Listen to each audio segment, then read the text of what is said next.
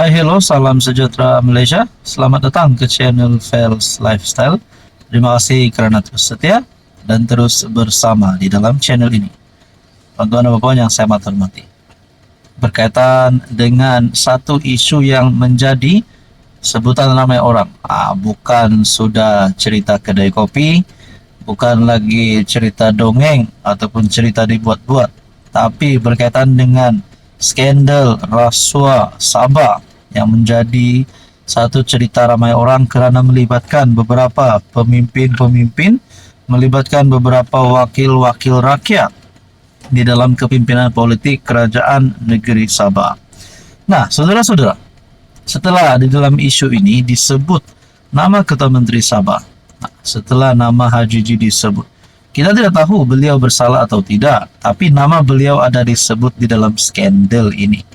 Jadi, apa pula pandangan daripada parti-parti kepimpinan-kepimpinan politik yang lain di dalam negeri Sabah? Nah, akhirnya antara yang selalu bercakap berkaitan dengan isu ini adalah Parti Warisan yang terkini, saudara-saudara. Pemuda Warisan buat satu kejutan besar. Pemuda Warisan jangka Haji G diheret ke mahkamah dalam masa terdekat. Nah, ini satu kejutan besar untuk Haji G, untuk kepimpinan kerajaan negeri Sabah dan juga GRS. Pemuda Warisan menjangkakan pemimpin politik Sabah, termasuk Ketua Menteri Haji G Nur, yang didakwa terlibat dalam skandal rasuah berkaitan lesen cari gali mineral akan diheret ke mahkamah dalam masa terdekat. Adakah dengan ini, contohlah, Ketua Menteri Sabah Haji G Nur diheret ke mahkamah sebelum tarikh pembubaran Sabah, sebelum tarikh PRN 17 PRN Sabah pada tahun ini, adakah beliau secara otomatik tidak layak untuk bertanding? Lebih teruk kalau Ketua Menteri Sabah ditangkap. Nah, ini menjadi pertanyaan lah.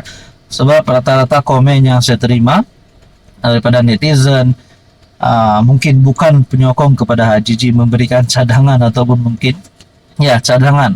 Mereka kata mereka tidak suka pemimpin yang rasuah. Nah, siapa pemimpin yang rasuah? Kita pun tidak tahu siapa, tapi kalau ada pemimpin yang rasuah, sudah pasti harapan netizen adalah mereka ini ditangkap. Ketua Pemuda Warisan Terence berkata demikian selepas PH dan BN mengumumkan kerjasama dalam PRN akan datang. Seluruh rakyat Malaysia, terutamanya orang Sabah, ingin tahu apa mesej yang dihantar oleh Kerajaan Persekutuan di bawah pimpinan PHBN berhubung keputusan meninggalkan GRS. Adakah sesuatu tangkapan akan berlaku terhadap Haji G, Speaker Dun dan 8 adun GRS yang didakwa terlibat dalam skandal rasuah? Kemungkinan besar mereka yang terlibat dalam skandal rasuah akan dituduh ke mahkamah dalam masa terdekat. Makna kata di dalam artikel ini, di dalam kenyataan Ketua Pemuda Warisan berkata, bukan saja nama Haji G yang mungkin boleh diheret ke mahkamah, tetapi 8 adun yang terlibat. Haji G yang juga pengerusi JRS berkata gabungannya bersedia bertanding solo. Akan datang sekiranya PHBN sudah muktamad untuk bekerja sama. Ketua Menteri menegaskan bahawa Parti Sabah mesti menjadi teras kerajaan negeri. Manakala, saudara-saudara, Anwar pula sebagai PM ada membuat kenyataan mahu Haji G mengetuai rundingan GRS PH. Jadi saudara-saudara, berkaitan dengan ini, Ketua Pemuda Warisan mendakwa Haji G mengemis kerjasama dengan PH sebelum ini untuk mendapatkan perlindungan berhubung skandal rasuah yang melanda pentadbirannya. Namun beliau gagal mencapai matlamatnya. Seluruh rakyat Sabah tertunggu-tunggu perkembangan seterusnya.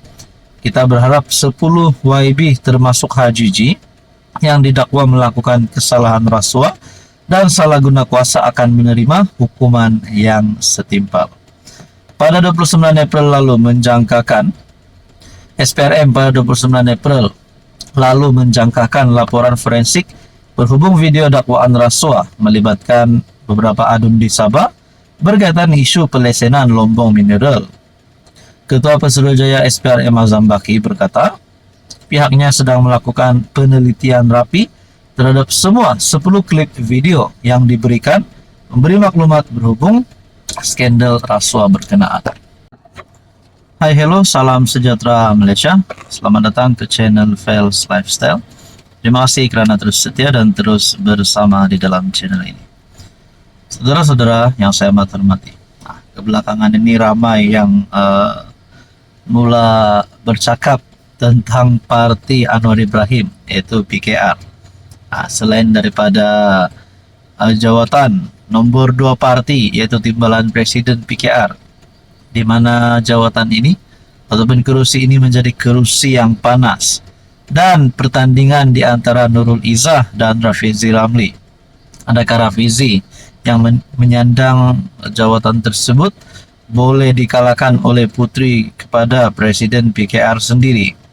Nah, saudara-saudara, akhirnya berkaitan dengan ini, bagi saya ini adalah pemecatan mengejutkan ramai. PKR pecat 28 ahli termasuk 3 pemimpin anggota I2 parti.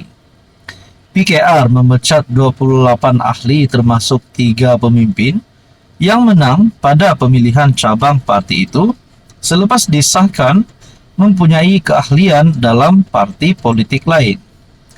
Setiausaha Agung PKR Dr. Fuzia Saleh berkata, proses semakan dan pengesahan keahlian oleh Majlis Pimpinan Pusat MPP Parti. Pada peringkat awal, sebanyak 36 ahli dikenal pasti dan tindakan pemecatan telah disahkan oleh MPP selepas selesai penamaan calon di peringkat cabang. Tetapi mereka, individu yang dipecat, ada tempoh 2 minggu untuk merayu.